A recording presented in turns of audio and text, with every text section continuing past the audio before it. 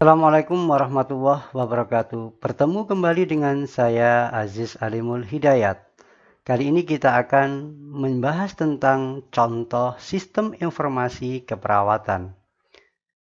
Ini adalah contoh produk sistem informasi keperawatan yang Anda bisa lihat di dalam laman www.edunurse.com.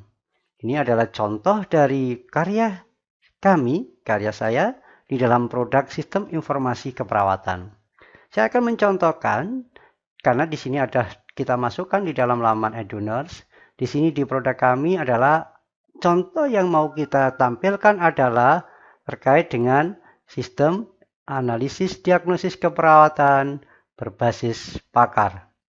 Coba kita lihat. Nah, ketika kita pilih analisis sistem keperawatan, analisis diagnosis berbasis pakar.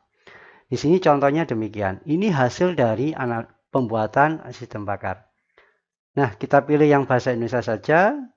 Di situ ada input data pada pasien. Nah, coba kita input data pada pasien. Kita lihat, kita masih melihat langsung dari ini.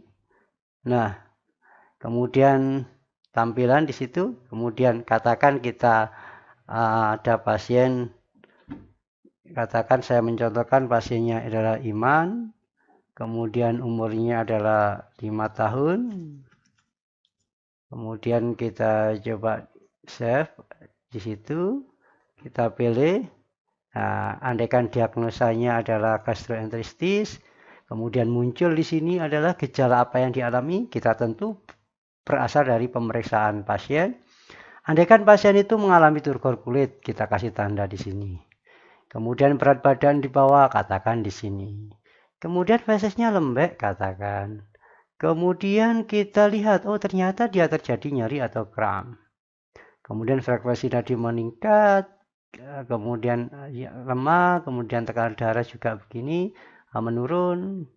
Kemudian kurang aktivitas, tidak mampu menelan, kemudian tidak mampu mencerna, tidak mampu, dan seterusnya. Nah, kita lihat nanti. Kira-kira data-data gejala yang dialami pada pasien tersebut, kira-kira atau pada Iman tersebut yang kata imut, kemudian baru kita cek, kira-kira diagnosisnya apa sih?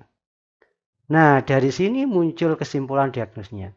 Nama pasien Iman, seperti yang kita input tadi, usianya 5 tahun, diagnosa medisnya adalah gastroenteritis, kemungkinan diagnosa keperawatan yang kita analisis adalah diantaranya adalah resiko disfungsi, motilitas gastroenteritis, resiko defisit nutrisi juga, diare. Ini contoh dari sistem pakar yang kita buat, sistem pakar yang kita berikan contoh dari hasil penelitian kami.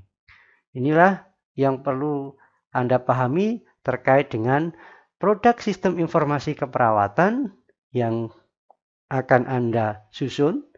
Cuman pada tugas sekalian pada mata kuliah sistem informasi keperawatan bukan membuat dalam bentuk aplikasi, tetapi kami ingin menjelaskan atau kami ingin meminta saudara menyusun desainnya saja, sistem kerjanya saja.